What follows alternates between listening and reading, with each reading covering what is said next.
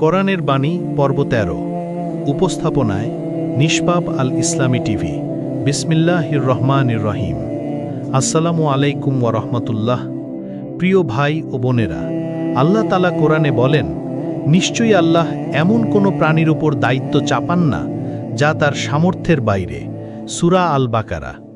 ব্যাখ্যা: আল্লাহ তাআলা মানুষের সৃষ্টিকর্তা। তিনি জানেন আমাদের সীমাবদ্ধতা ও সামর্থ্য কতটুকু।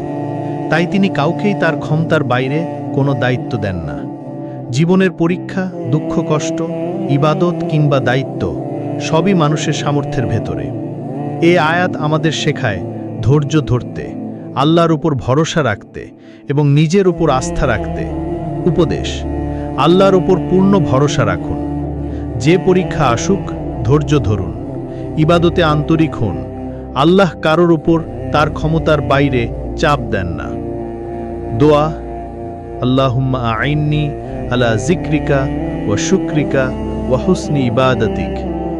অর্থ: হে আল্লাহ, আমাকে আপনার স্মরণ, কৃতজ্ঞতা ও উত্তম ইবাদতের তৌফিক দান করুন। ভিডিওটি ভালো লাগলে লাইক, শেয়ার এবং চ্যানেলটি সাবস্ক্রাইব করতে ভুলবেন না।